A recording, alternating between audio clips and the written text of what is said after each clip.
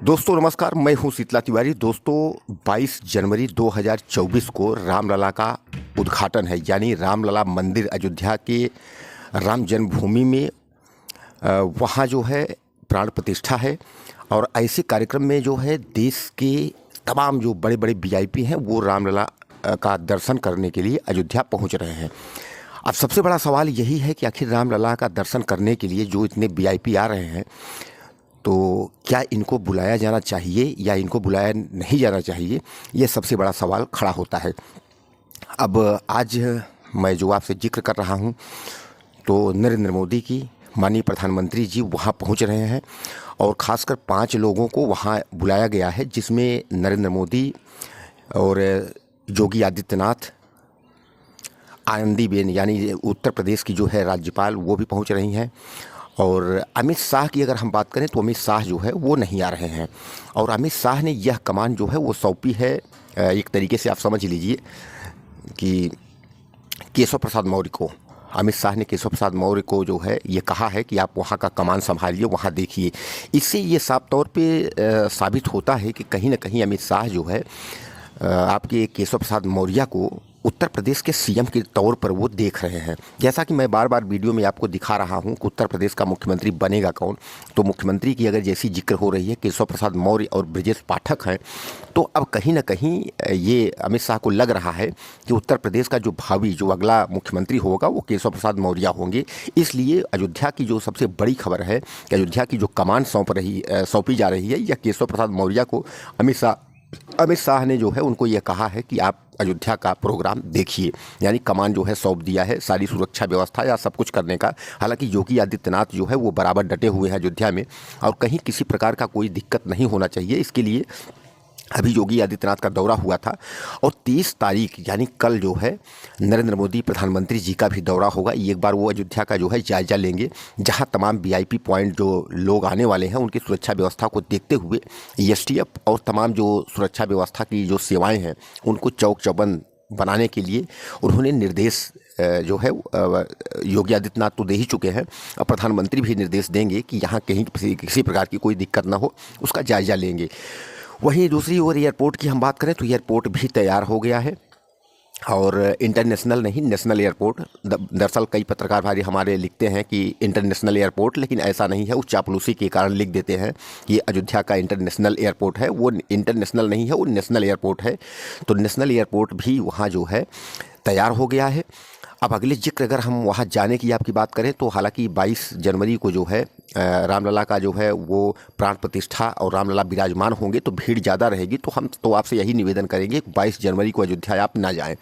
अब रही बात लोगों को वहाँ पहुँचने की, तो मैं आपको बता दूं कि 1000 जो है स्पेशल ट्रेनें जो है वो चलाई जा रही हैं ताकि लोग वहाँ जो है रामलला का दर्शन कर सकें।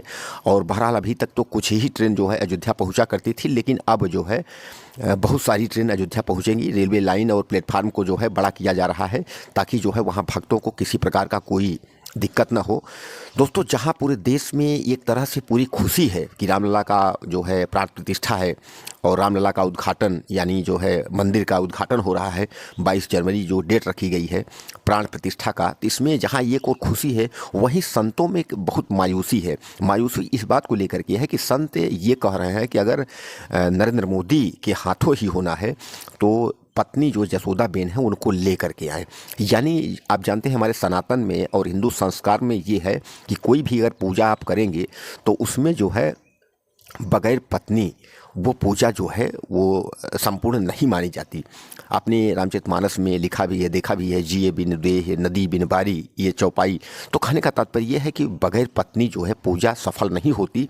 इसलिए जो वहाँ के संत हैं वो साफ तौर पे ये कह रहे हैं कि नरेंद्र मोदी अगर आ रहे हैं तो पत्नी को लेकर के आएँ, उसके बाद उनके साथ जो है पूजा करें। और तमाम बहुत सारे संत जो अयोध्या और तमाम जो है उत्तराखंड या तमाम जो संत हैं ये सबका ये कहना है। और दूसरी बात वहीं हम अगर आपके शंकराचार्य की बात करें, शंकराचार्य भी विरोध कर रहे हैं कि राजनीति का अखाड़ा न बनाएं। यानी खेल जगत की हस्ती और फिल्म जगत की हस्ती तमाम जो वीआईपी हैं उनका क्या योगदान है, उनको अयोध्या बुलाने से क्या फ़ायदा है, तो उनको अयोध्या जो है न बुलाया जाए। अब वहीं अगर मैं बात करूं तो बीजेपी के गवर्नमेंट में ही इस मंदिर का जो है सुप्रीम कोर्ट से फैसला आया और भारतीय जनता पार्टी ने ही इस मंदिर का पूरा कार्यक्रम करवाया। हालांकि मंदिर पूर्ण रूपेण से तैयार नहीं है, लेकिन फिर भी मंदिर का जो है पूरा प्राण प्रतिष्ठा है और पूरी प्रक्रिया जो है 2024 चुनाव के पहले इसको किया जा रहा है। क्योंकि मैं आपको बता दूं कि अब कल 30 है, परसों 31, यानी 2 दिन बाद 2024 लग रहा है, जहां 2024 में जो है तमाम राजनीतिक पार्टियां जो है 2024 के चुनाव के लिए फील्ड में कूद चुकी हैं, यानी मैदान में ताल ठोक के पहुंच गई हैं चुनाव लड़ने के लिए। वहीं नरेंद्र मोदी भी एक बार राम मंदिर को लेकर के और सुर्खियों में बने रहेंगे। और ख़ासकर हम अपनी मीडिया की बात करें तो मीडिया को सीधे सीधे दिखाया गया है कि आपको केवल नरेंद्र मोदी को ही कवरेज करना है, यानी नरेंद्र मोदी को ही दिखाना है और नरेंद्र मोदी को इतना भव्य रूप से दिखाना है कि ताकि जो है देश और दुनिया को ये लगे कि नरेंद्र मोदी जो कुछ है तो नरेंद्र मोदी ही हैं, ताकि आने वाले चुनाव में 2024 में जो है राम मंदिर के नाम पर कुछ वोट मिल सके। इसकी भी जो है मीडिया को संज्ञान दिया जा रहा है कि आप ध्यान रखिएगा कि वोट जो है वो नरेंद्र मोदी को मिलनी चाहिए और नरेंद्र मोदी की वजह से जो है राम मंदिर का प्राण प्रतिष्ठा और ये जो मतलब विराजमान हो रहे हैं रामलला, ये नरेंद्र मोदी यानी भारतीय जनता पार्टी की ही देन है। दोस्तों मैं आपको बता दूं कि भारतीय जनता पार्टी के जो राम मंदिर के लिए लड़ाई लड़े और जिनका भारतीय जनता पार्टी को सीज करके इतना बड़ा बनाने में जो हम योगदान रहा, हम बात कर रहे हैं आडवाणी की, लाल कृष्ण आडवाणी और मुरली मनोहर जोशी की। हालांकि इनको निवेदन किया गया है कि आप लोग नहीं आइए, इसलिए कि अगर लाल कृष्ण आडवाणी और मुरली मनोहर जोशी आते हैं तो कहीं ना कहीं बीजेपी खेमे में जो है नरेंद्र मोदी की छवि को थोड़ा कमज़ोर कर सकता है। कारण यह है कि डॉक्टर मुरली मनोहर जोशी उस समय भी थे जब 6 दिसंबर को बाबरी मस्जिद का मामला था, और उमा भारती की बात करें, तमाम जो है अशोक सिंघल तो रहे नहीं, उनकी बात करें, तमाम इनका योगदान है। लेकिन जिनका योगदान है उनको मंदिर में नहीं बुलाया जा रहा है, यह सबसे बड़ा सवाल है। और उससे भी बड़ा सवाल यही है कि प्राण प्रतिष्ठा के कार्यक्रम में अगर नरेंद्र मोदी अपनी पत्नी को लेकर नहीं आते तो यह पूजा सफल नहीं मानी जा रही है और देश के लिए यह जो है एक आपातिक और आपातकालीन या जो भी आप मान के चलें कि संकट। अरे भगवान राम की आप पूजा कर रहे हैं तो आपको पत्नी को साथ लाना चाहिए। ये मैं नहीं कह रहा हूँ, ये पूरा देश कह रहा है। और जो पढ़े लिखे लोग हैं और जो समझदार हैं, जो सनातन को समझते हैं, जो संस्कारों को समझते हैं, वो इसका जरूर विरोध करेंगे। हालांकि तमाम शंकराचार्य लोग विरोध कर रहे हैं, लेकिन कुछ लोग जो है चुप्पी साधे हुए हैं, जो चाटुकार हैं। कई संत ऐसे हैं जो चाटुकार हैं, जो सत्ता के दलाल हैं, वो चाटुकारी में जो है भूले हुए हैं कि नहीं नरेंद्र मोदी, क्योंकि उनको पता है कि सत्ता नरेंद्र मोदी की है, नरेंद्र मोदी जो कुछ भी करेंगे तो बहुत जायज़ है।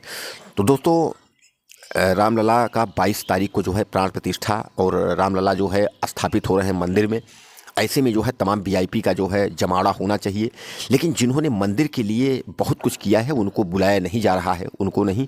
तो कुल मिला करके आप मुझे जो है कमेंट बॉक्स में ज़रूर मैसेज करिएगा कि नरेंद्र मोदी को अपनी पत्नी यशोदाबेन को लेकर आना चाहिए या लेकर नहीं आना चाहिए। उसके बाद आप मुझे यह भी बताइएगा कि जो मंदिर में जिनको बुलाया जा रहा है, जिन हस्तियों को फिल्म जगत खेल जगत में इनका क्या योगदान रहा है, और ख़ासकर मैं तो किसान गरीब मजदूर उनको तो इनवाइट नहीं किया जा रहा है और बगैर निमंत्रण के आप जा भी नहीं सकते हैं। तो मंदिर के बारे में आप मुझे ज़रूर कमेंट करिएगा, हमें आपके कमेंट का इंतज़ार रहेगा और आप मैसेज करिएगा, मैसेज का हम वेट करेंगे आपके मैसेज का।